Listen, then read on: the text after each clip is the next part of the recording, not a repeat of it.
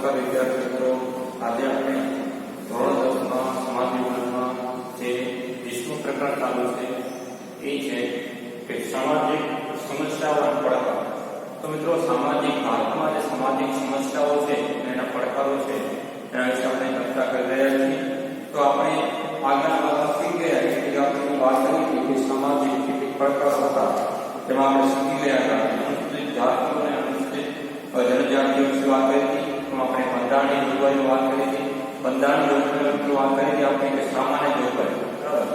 સામાન્ય જોગવાઈ આપણે બંધારણની આર્ટિકલ 15 વિશે વાત કરી હતી અને આર્ટિકલ 23 છે એના વિશે બીજા કયા આર્ટિકલ હતા તેના વિશે વાત કરી હતી કે સામાન્ય જોગવાઈ છે અનુસૂચિત જાતિ એટલે કે એસટી અને અનુસૂચિત જનજાતિ એટલે કે એસટી આ વર્ગ એટલે કે પછાત વર્ગ છે એના માટે બંધારણમાં વિશિષ્ટ જોગવાઈ કરવામાં આવી છે, બરાબર. કે નબળા વર્ગો છે એ સામાન્ય વર્ગોને સામાન્ય કક્ષાએ આવી જાય એટલા માટે આ નબળા વર્ગો છે એટલા માટે બંધારણમાં વિશિષ્ટ જોગવાઈ છે એ કરવામાં આવી છે. તો મિત્રો, આજે આપણે સામાન્ય જોગવાઈ ચલાવવા જોઈએ કે આજે આપણે જે ખાસ જોગવાઈ એટલે કે વિશિષ્ટ જોગવાઈ છે એના વિશે ચર્ચા કરીશું. એવી તો ખાસ જોગવાઈ છે એના વિશે આપણે આજે માહિતી મેળવીશું. તો સૌપ્રથમ આપણે વાત કરીએ તો બંધારણમાં ખાસ જોગવાઈ મહત્વની જોગવાઈ છે કે 4 જોગવાઈઓ છે. તેમાં કહી શકીએ મિત્રો કે એક છે કે રાજનીતિના માર્ગદર્શક સિદ્ધાંતોના કલમ 46 સ્પેશિયલ યાદ રાખો. રાજનીતિના માર્ગદર્શક સિદ્ધાંતો છે એમાં છે કલમ 46 અનુસાર રાજ્યની પ્રજાને પછાત વિસ્તારો અને ખાસ કરીને કહી શકીએ છીએ કે અનુસૂચિત જાતિ અને અનુસૂચિત જનજાતિઓના કેળવણી વિશે અને આર્થિક લાભો જળવાય તે માટે ખાસ કાળજી લે છે. એટલે કે રાજનૈતિક માર્ગદર્શક સિદ્ધાંતમાં કલમ 46 માં એવું કહેવામાં આવ્યું છે, ઉલ્લેખ છે કે રાજ્યની પ્રજાના જે પછાતી વર્ગો જે નબળા વર્ગો છે પછાતી વર્ગો અને ખાસ કરીને વાત કરીએ છીએ કે અનુસૂચિત જાતિ એટલે કે એસસી અને અનુસૂચિત જનજાતિ એટલે કે એસટી આના કેળવણી વિશે અને આર્થિક લાભ એટલે કે કેળવણી વિશે શિક્ષણ વિશે અને આર્થિક લાભ જળવાઈ રહે તે માટે ખાસ જે જોગવાઈ છે કાળજી છે એ આ કરવામાં લેવામાં રહી છે. એટલે કહી શકીએ છીએ લાભો છે રાજ્ય પાસે કાળજી છે અને સામાજિક અન્યાય અને કોઈ પણ પ્રકારના શોષણ સામેનો રક્ષણ કરે. એટલે કે આ વર્ગ છે પછાત વર્ગો છે અનુસૂચિત જાતિ અનુસૂચિત જનજાતિ વર્ગો છે મિત્રો અને જો આ તો કાળજી લેશે કે કેળવણી વિશે અને આર્થિક લાભો પણ એના સિવાય વાત કરીએ આપણે તો સામાજિક અન્યાય અને કોઈ પણ પ્રકારના કહી શકીએ છીએ કે શોષણ સામે તેનું રક્ષણ છે એ કરશે. જે આ જે આર્ટિકલ છે કલમ 46 છે મહત્વનો ભાગ ભજવે છે. બીજો આર્ટિકલ છે એના વિશે આપણે આર્ટિકલ 16 બરાબર એટલે કે આર્ટિકલ 16 કેટેગરી 4 એટલે 16 પ્રમાણે રાજ્ય મથકની નોકરીઓમાં અમુક વર્ગોને પ્રતિનિધિત્વ જળવાતું નથી એટલે કે જોડાતું નથી એમ લાગે તેના માટે તો તેના એમ લાગે તો કે તેના વર્ગે એટલે કે આર્ટિકલ 16 પ્રમાણે રાજ્ય મથકની નોકરીઓમાં અમુક વર્ગોને પ્રતિનિધિત્વ જળવાતું નથી એમ રાજ્યને લાગે તો એમ કહી શકીએ છીએ કે એમ રાજ્યને લાગે એ જગ્યાઓ અથવા તો નિયમો અનામત રાખવાની જોગવાઈ છે એ કરવા રાજ્યનો અધિકાર રહેશે. રાજ્ય એટલે કે જે કેન્દ્ર સરકાર છે જે દેશની સેવા ચલાવે છે તે અધિકાર રહેશે. કે અનુસૂચિત કહી શકીએ કે આર્ટિકલ 16 પ્રમાણે રાજ્ય મથકની નોકરીઓમાં અમુક વર્ગોને પ્રતિનિધિત્વ જળવાતું નથી એટલે અમુક એવા વર્ગો છે પ્રતિનિધિત્વ જળવાતું નથી. આમ એમ રાજ્યને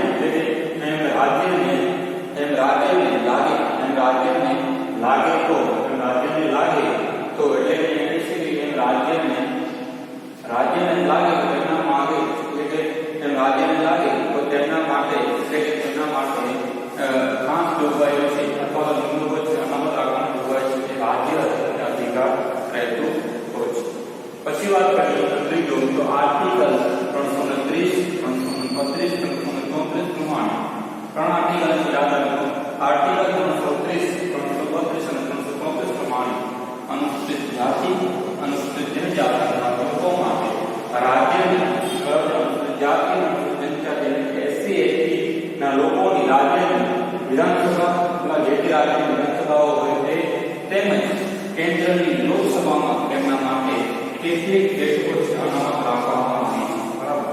એથી કહી શકીએ મિત્રો એ કહી શકીએ છીએ કે આર્ટિકલ 330 આજે જે આપણે કહી શકીએ છીએ લોકસભાને કહી શકીએ છીએ ગુજરાતમાં કહી શકીએ છીએ વિધાનસભામાં જે અમુક જે વર્ગો છે, બરાબર, આપણે કહી શકીએ અનુસૂચિત જાતિ જે પછાત વર્ગો છે એના પર પ્રતિનિધિત્વ આપતા હોય છે. એટલે કહી શકીએ કે એના માટે અલગથી કહી શકીએ છીએ કે અનામત જે સીટો છે આવું મૂકવામાં આવતું એટલે કે બંધારણમાં એનો ઉલ્લેખ થઈ ગયેલો છે. એટલા માટે તો આપણે કહી શકીએ છીએ કે આર્ટિકલ 330, 332, 333 માં આ ત્રણ કલમ પ્રમાણે અનુસૂચિત જાતિ એટલે કે એસસી, અનુસૂચિત જનજાતિ એટલે કે એસટી ના લોકો માટે રાજ્યની વિધાનસભાઓ કે પછી કેન્દ્રની લોકસભાઓ એના માટે કેટલીક બેઠકો છે એના માટે અનામત રાખવામાં આવે છે.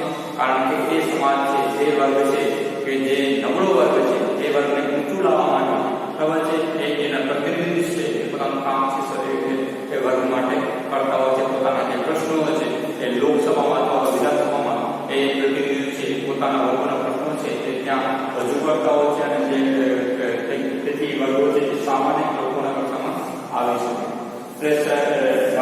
નંબર આવે છે એ જે ત્રીજી કેન્દ્રમાં રાજ્યસભામાં કોઈ પણ પ્રકારની યોજના અનામત રાખવામાં આવી નથી. યાદ રાખજો આપણે કહી શકીએ છીએ કે કેન્દ્રમાં એટલે કેન્દ્ર સરકારમાં લોકસભા રાજ્યસભા જે ગ્રુપ હોય છે પણ લોકસભામાં અનામત બેઠકો રાખવામાં આવી છે. જે કહી શકીએ કે કેન્દ્રની જે રાજ્યસભા છે, બરાબર, જે 250 લોકો જે આપણે કહી શકીએ છીએ 250 જેટલા એમાં સાંસદો છે એ કહી શકીએ છીએ કે રાજ્યસભામાં કોઈ પણ બેઠક અનામત રાખવામાં આવી નથી એટલે કે ત્યાં કોઈ પણ બેઠક અનામત રાખવામાં આવી નથી.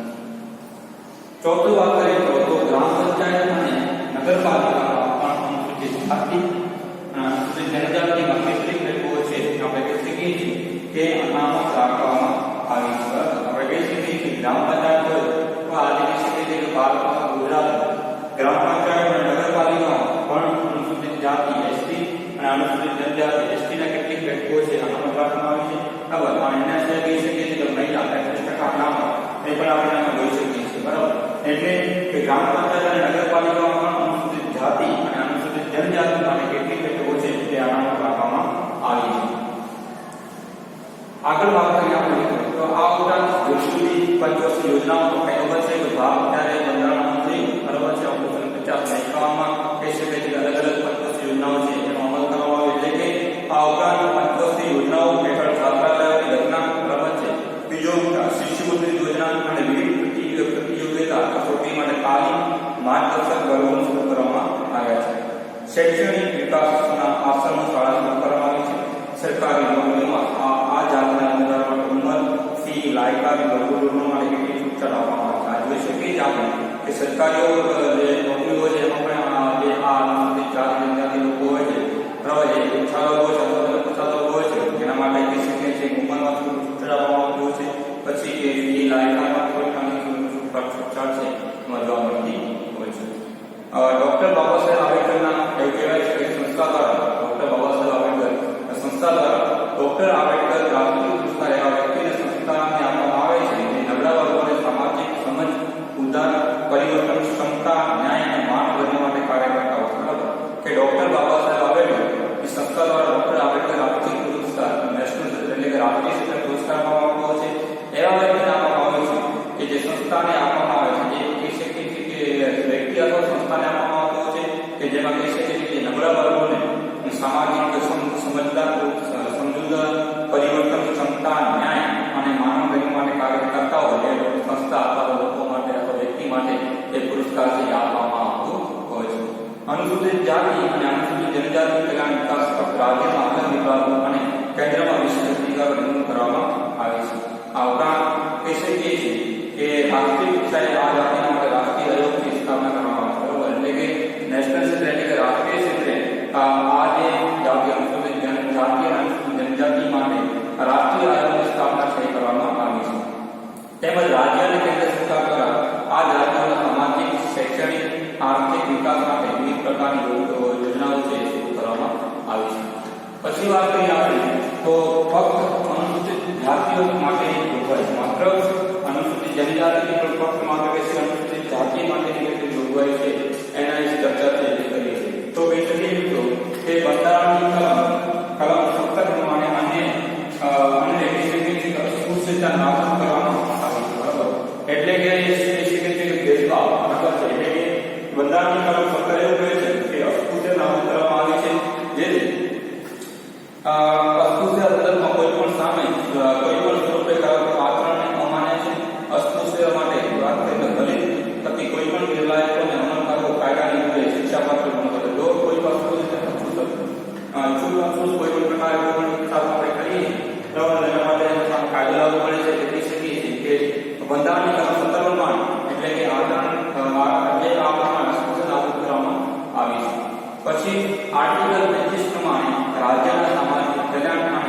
સુધારણા માટે જાહેર ગણી શકાય એવી હિન્દુ ધાર્મિક સંસ્થાઓને હિન્દુના તમામ વર્ગો અને વિભાગો માટે સાર્વત્રિક પ્રગતિ માટે સમાન કાયદો કરવાનો અગર તે અંગે અમલમાં હોય ત્યારે કોઈ કાયદો આપવાનો અધિકાર છે. બરાબર. એટલે કે કોઈ પણ પ્રકારના ધાર્મિક ક્રિયાઓ હોય બરાબર ત્યાં પ્રવેશ કરવાની સૂચના આપવામાં આવી હોય છે. આમાં હિન્દુઓના ઉલ્લેખ માટેમાં એ છે કે શીખ, જૈન અથવા તો બૌદ્ધ ધર્મ પામનાર અને હિન્દુ ધાર્મિક સંસ્થાઓ શીખ, બૌદ્ધ અને જૈન ધાર્મિક સંસ્થાઓ પણ ઉલ્લેખ કરી શકાય છે. તો મિત્રો આજે આપણે અહીંયા ચર્ચા કરી કે ખાસ જોગવાઈઓ તો ખાસ જોગવાઈઓ કાળમાં જોગવાઈ છે અને ફક્ત અનુસૂચિત જાતિ માટે જોગવાઈ છે એના વિશે ચર્ચા કરી. તમારો જે આજનો હોમવર્ક છે નોંધી અનુસૂચિત જાતિ અને અનુસૂચિત જનજાતિ કલ્યાણ માટે વિકાસ માટે બંધારણની જોગવાઈઓ પરિચય આપો એ પ્રશ્ન તમારો હોમવર્ક પર લખવાનો રહેશે. હવે જ્યારે નેક્સ્ટ જે મુદ્દા છે એની આપણે વિસ્તૃત માહિતી મેળવશું. ત્યાં સુધી તમે હોમવર્ક ગોઠવી લેજો અને બીજું કે તમે રિવિઝન કરતા રહેજો. એટલે આપણે